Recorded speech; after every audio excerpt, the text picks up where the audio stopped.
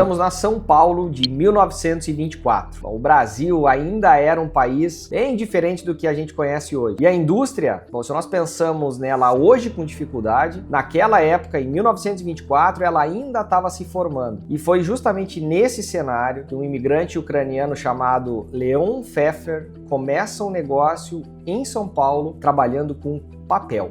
Se tu está esperando uma ideia super inovadora de empreendedorismo, esse aqui não é o caso. Esse é o tipo de empresa que ele nasce de um jeito mais comum possível. Alguém que enxerga uma oportunidade, que monta uma rotina, que atende o cliente, que negocia, que tenta gerar estoque, que tenta receber, que tenta pagar e tenta fazer a conta fechar no final do mês. Conhece alguma empresa assim? Se tu é empresário, provavelmente seja a tua mesma. E o que mais me chama a atenção nessas histórias é justamente isso. O início quase nunca parece aquela história de empresa grande, mas parece vida real mesmo. E é justamente desse começo, desse negócio de papel em São Paulo, que nasce a Suzano. A mesma Suzano que mais de 100 anos depois virou uma companhia global. E é aqui que o negócio começa a ficar interessante. E que surge a questão que me fez estudar essa história. Como é que uma empresa que começa vendendo papel em 1924, do jeito mais comum e mais trivial possível,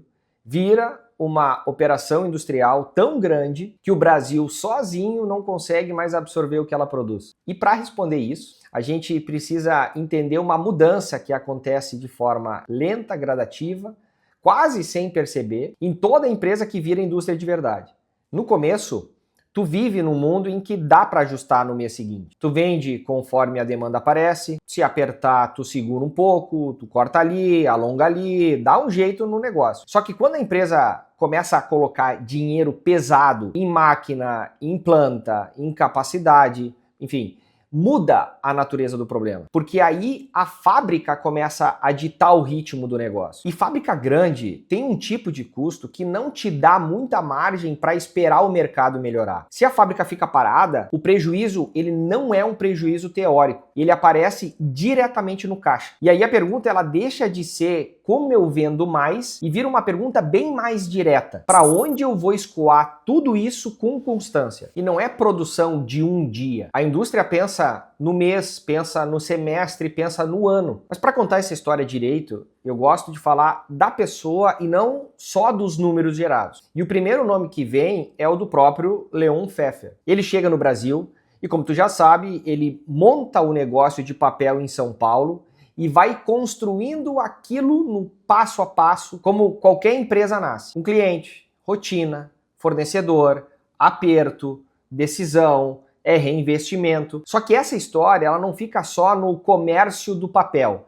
Com o tempo, a própria família entra no negócio e a empresa começa aí a dar um passo que muda basicamente tudo, que é sair do papel como um produto final e entrar na lógica industrial de verdade, que é produzir e controlar processo para ganhar escala. E aí entra um segundo nome da família, super importante, que é o do Max Pfeffer, filho do Leon, que vai ter um papel central nessa transição e numa aposta que anos depois vira parte da própria identidade do setor no Brasil, que é a ideia de usar o eucalipto como uma base para a celulose. E eu gosto de trazer isso para um lugar mais humano, porque do lado de fora a gente fala da Suzano e pensa numa gigante, mas por dentro, em algum momento, foi só a família olhando para o futuro e dizendo: se a gente quiser continuar existindo daqui 10, 20 anos, a gente vai ter que virar uma indústria de verdade. E para ficar mais claro, imagina a seguinte cena. Tu decide investir super pesado numa linha de produção, e no caso da Suzano, não é só comprar, é plantar floresta de eucalipto, que vão levar anos para ficar no ponto, é montar uma fábrica inteira em torno desse insumo, é contratar gente,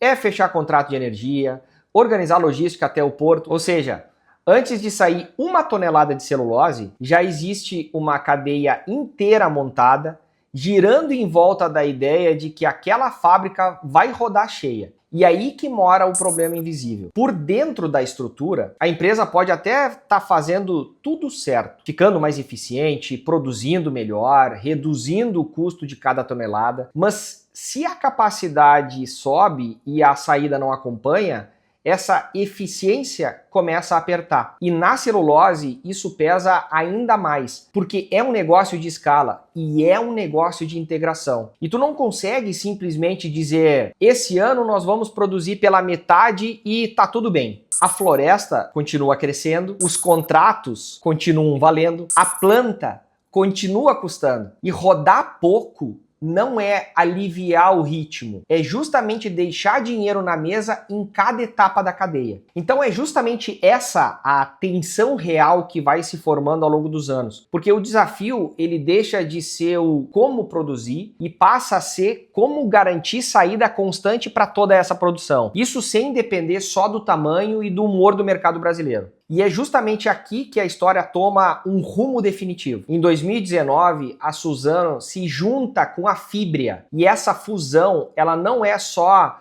uma fusão de duas grandes companhias virando uma maior. É justamente aqui o momento em que a Suzano aceita oficialmente um tamanho que o Brasil sozinho não vai mais conseguir sustentar. E é a partir dessa fusão que a empresa vira a maior produtora de celulose do mundo. E com esse título vem uma consequência bem prática. Exportar deixa de ser uma escolha estratégica e passa a ser parte da rotina operacional. Porque agora não é mais sobre vamos vender lá fora, mas passa a ser, se a gente não escoar para fora, a conta não fecha aqui dentro. Agora, deixa eu te contar o que acontece depois dessa fusão. Quando a Suzano vira a maior produtora de celulose do mundo, ela não ganha só esse título.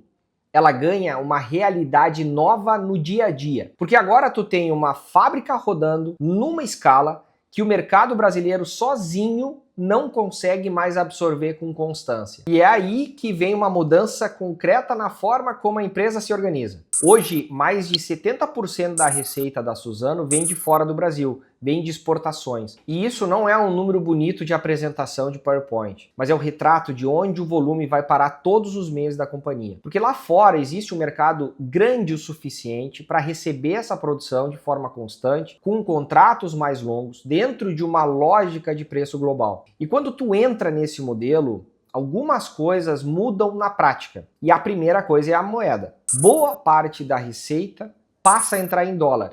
E isso muda completamente a forma como a empresa atravessa os ciclos econômicos aqui dentro, no Brasil. E a segunda é o preço. Celulose é uma commodity global e o preço não é aquilo que tu quer cobrar, mas é um preço definido no mercado muito maior. E o que faz a diferença é a tua capacidade de produzir com um custo controlado, produzir em escala, com qualidade constante. Já o terceiro aspecto tá na logística. Tu não tá mais vendendo para entregar quando quer. Tu tá justamente prometendo entrega, com janela, com navio, com cliente do outro lado do mundo esperando. E aí a fábrica, de fato, ela vira o centro de tudo. E o quarto aspecto, que eu acho aí talvez o mais sensível, é a tolerância ao erro, e essa tolerância diminui muito. Porque um problema operacional aqui, ele não vai ficar só concentrado aqui. Ele pode virar atraso de contrato lá fora, pode virar dor de reputação, de credibilidade, pode virar inclusive margem que vai embora. E tem uma parte dessa história que ninguém comenta quando está falando de exportação. Porque para manter uma operação desse tamanho, rodando sem parar, tu vai também precisar importar. E importar, nesse caso, não é sobre comprar mais barato lá fora, mas é sobre ter acesso a itens críticos que o Brasil não fornece com a previsibilidade que tu vai precisar. É químico específico para processo industrial,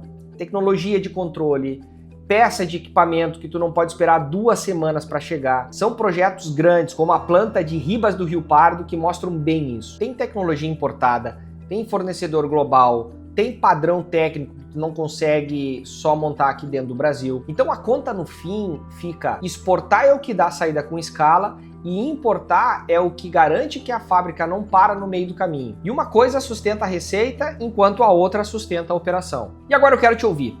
Se tu é empresário, conta aqui nos comentários a história do teu negócio.